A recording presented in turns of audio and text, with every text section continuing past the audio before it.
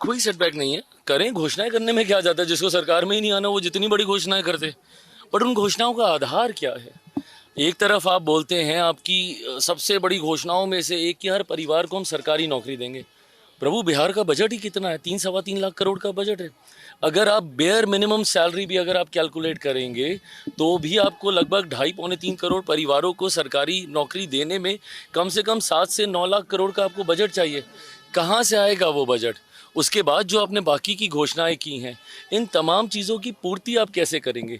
Manifesto जब वो निकाल रहे हैं तो उसमें ये भी तो बताएं कि रास्ता क्या है, राजस्व कैसे मेरे राज्य का बढ़ाने की आप सोच रख रहे हैं, रेवेन्यू जनरेशन कैसे। जब तक रेवेन्यू जनरेशन नहीं होगा आपके वादों के कोई मायने नहीं है। और ये बात आपको भी पता है, मतलब नेता प्रतिपक्ष को पता है कि वो सत्ता में उनको आना नहीं है, तो झूठ बोलने में क्या जाता है, बड़े बड़े वादे करने में क्या जाता है, पूरा तो उनको करना नहीं है। कह रहे हैं कि विजन आप लोग कॉपी कर लेंगे इसलिए नहीं बता रहे हैं।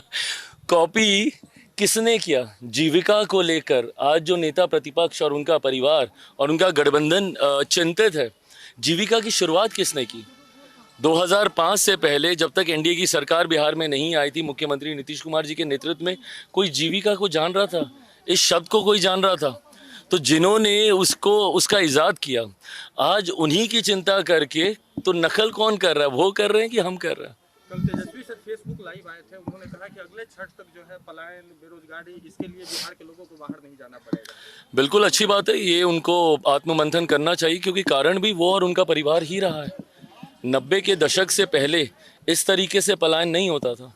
जिस तरीके से 90 का जंगल राज जिसको कहा जाता है, जिस तरीके से उस दौरान युवाओं का पलायन हुआ है, और ये तब से लेकर आज तक जितना नियंत्रित होना चाहिए नहीं हो पाया। ऐसे में मैं ये मानता हूँ कि अगले 5 साल डबल इंजन की सरकार प्रधानमंत्री जी के नेतृत्व में, मुख्यमंत्री जी के नेतृत्व में यकीनन उस व्यवस्था का निर्माण किया जाएगा जिससे पलायन, क्योंकि मेरे बिहार फर्स्ट, बिहारी फर्स्ट के लिए भी सबसे बड़ी चिंता का विषय यही है, उसको कैसे नियंत्रित किया जाए, पूर्णतः रोका जाए। ना सिर्फ पलायन रुके बल्कि दूसरे राज्य से बच्चे हमारे राज्य में आए शिक्षा के लिए, रोजगार के लिए। इस व्यवस्था के निर्माण के लक्ष्य के साथ हम लोग आगे बढ़ रहे हैं।